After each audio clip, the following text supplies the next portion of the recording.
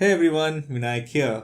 I had taken a vacation to the US just some time back, and I wanted to not have to lug around my DSLR and its assortment of lenses, and I wanted a device that was small enough to be able to take good photos and also video, and I was on the lookout for something that is pocketable. So in this video, we are reviewing the DJI Osmo Pocket, which is a gimbal with a built-in camera. So let's check it out. Yes, you heard right. This is a pocket-sized gimbal which has an inbuilt camera. A gimbal is basically a device where you would mount your mobile phone or even DSLR cameras for higher-end models, and it would provide stabilization to your videos, the movement of the camera smooth using inbuilt motors and sensors. DJI are class leaders in the motorized stabilization space due to their experience with drones that they make themselves.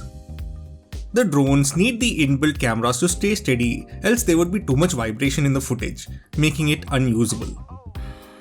So in comes the Osmo Pocket, which is a merger of the two technologies, a mobile-sized camera with its own motorized gimbal. In the pint-sized box, we have first the warranty cards, and opening the box we have the DJI Osmo Pocket and its case. You have to really see it to understand how small this device is. The case holds the instruction manual, mobile interface connectors, a USB to USB-C cable, and also a wristband, but which is for the case, not for the Osmo Mobile. The device fits snugly in the case and is well protected. Follow the diagram on the case to place the Osmo Pocket in properly for best protection. The build quality is quite good. And to control the device, we have a tiny touchscreen on the front. There are two buttons just below the touchscreen, and one is the record and the other is a mode power button. On the bottom of the device, we have a USB-C port, which allows to charge the device. And on the side, we have a micro SD card slot.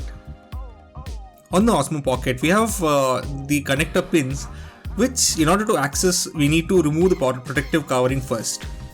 We have two connectors provided, one is USB-C and the other is Lightning. There is no micro USB connector provided sadly.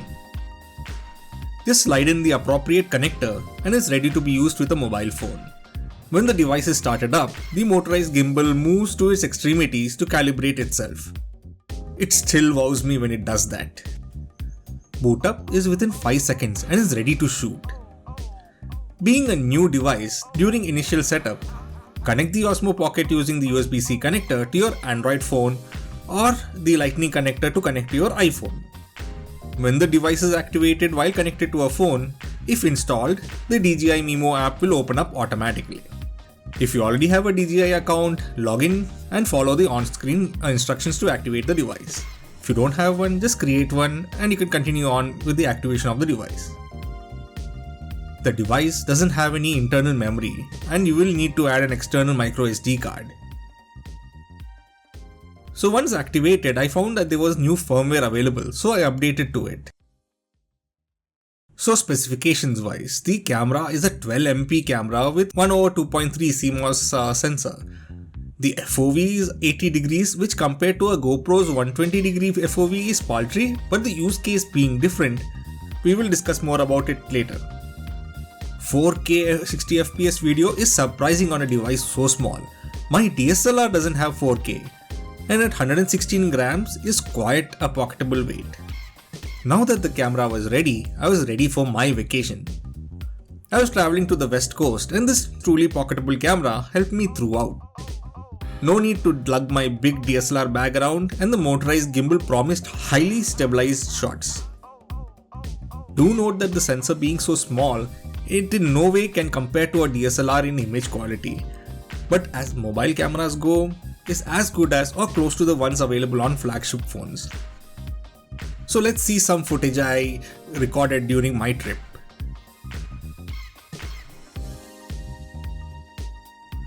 Shooting around, the quality of the footage looks quite impressive. There are various modes available on the device, which are follow mode, which I use most of the time as it smoothens out the movement as I moved in different directions. the camera generally lags behind a quarter of a second to where you moved and smoothly reaches the current position where I generally stop, giving you fantastic pans and tilts very smoothly.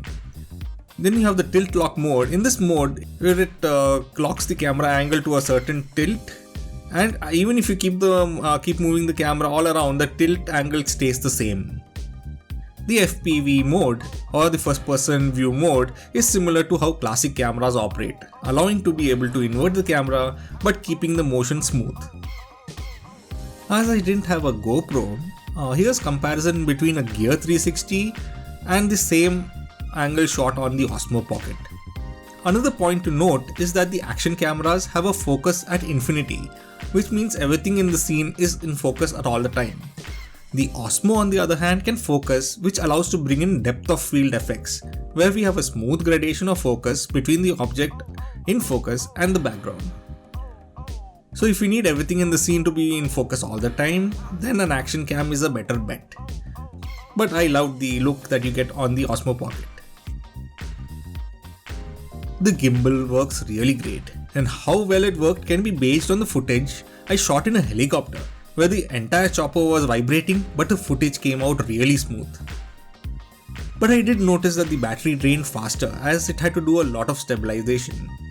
So how do you solve the faster drain? Being a USB-C device, you can use a power bank to power it. I had a 20,000 mAh power bank with me, and it not only kept my Osmo Pocket charged but also kept my phone topped up for I think almost 3 days. The link to the review of the CoolNut power bank can be found on the top right if you want to get one for yourselves. Continuing on, when on flat ground, the device can record continuously for around 2 hours. So if you shoot a minute or less of footage when walking around at spaced out intervals, it lasted me a whole day. In Las Vegas, when I was walking in and out of casinos and other attractions, I had close to 15% power once I reached the hotel in the night. In emergency, I did connect the device to my power bank and place it in the bag and continue shooting with my phone. Stabilization was fantastic, and you can see just how well it works in the footage. I shot all of the footage at 1080p 60fps as I wanted to make sure I had enough storage for my entire trip. It ate through a 128GB and a 32GB card quite fast, even at 1080p 60fps. Photos didn't take much space though. The touchscreen is the only method to change settings on the device, if not tethered to a phone. A small bar on the right allows us to tilt the gimbal up and down.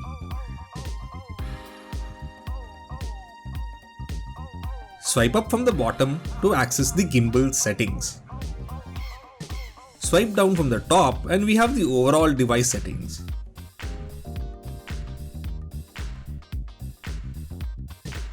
Swipe from the left to the right and we can preview current recordings on the microSD card. But do note, the device doesn't have a speaker, so it won't play back audio from the videos that you have recorded. But the audio is recorded using the 2 microphones, one in the front and one at the bottom on the device. Swiping from the right to the left, we have the shooting modes. In photo mode, we have options to select the aspect ratio of 16:9 or 4:3, and also if you need a countdown timer, if you want to be in the shot. Video mode allows us to choose 4K or 1080p resolutions and also the frame rate we want to record at, such as 24, 25, 30 or 60 fps. We have a slow motion mode also which records at 120 fps in 1080p, and it looks quite cool.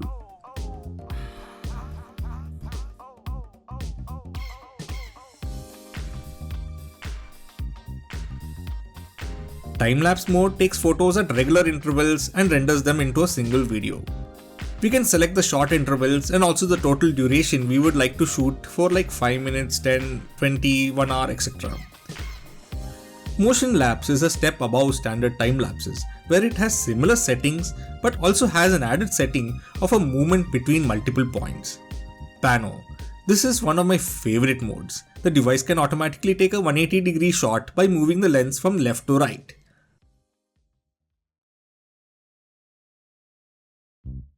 Or can also take 9 photos at multiple angles, which can be put together to make a big high resolution photo.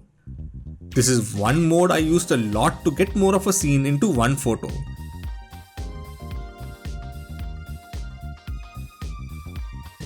But the motors being activated quite a few times, the battery can drain faster.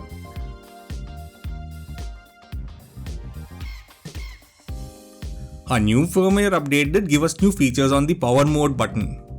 A double tap on the mode recenters the camera. A triple tap on the camera turns it into selfie mode. When in selfie logging mode, the camera activates face detection, which then follows your face even if you try to move off screen, which is great as this makes sure that you are in the shot even if you keep moving. The device also supports object tracking, which is activated by tapping on the object on the screen. A yellow box appears on the object and is kept in frame even if moved.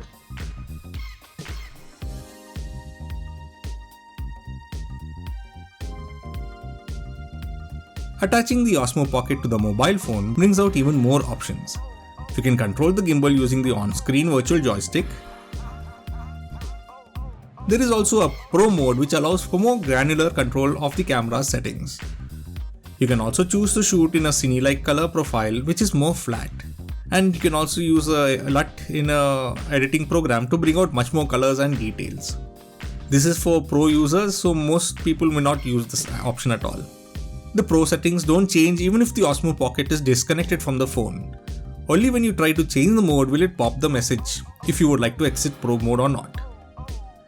If you don't want to have the phone connected via the small connector, you can always get the wireless module, which allows for a Bluetooth Wi-Fi direct connection, and the phone can be used away from the device without having it hanging off the device.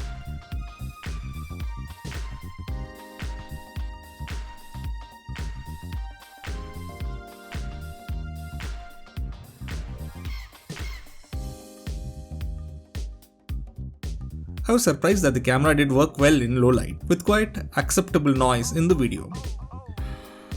There are a few accessories available like the expansion kit which I purchased, which has the wireless module, a pan and tilt control and also a GoPro mount. Also included was a 32GB microSD card which saved me during the trip as I had filled up my 128GB memory card already. So pros, super compact and easy to use, and most importantly pocketable. People didn't even notice that you're filming being so small. Cons? Focus is a little untrustworthy and I have had my photos come out of focus. I always make sure to shoot a little video at the same time as the focus seems to be working better with that mode. You could always tap away on the screen to force the focus, but being such a small screen, there's no way to know if it has focused well or not.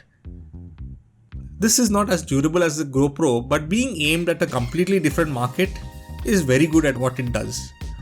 The dynamic range also could have been better, but for being such a small device, the performance is quite admirable.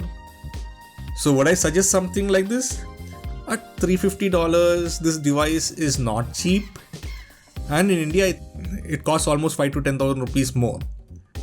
So if you have somebody coming from abroad, I think it is a good choice for people who are into logging or just want a simple camera for your vacations. I like mine and it has worked really well during my entire vacation, and I would totally recommend this. So that's it for me. Hope you liked the video, and if you have any questions, message us on our WhatsApp number or write to us at tech@talkingstuff.net. Make sure to like this video and also subscribe to the channel. Also make sure to click on the notification bell to be informed when new videos are added.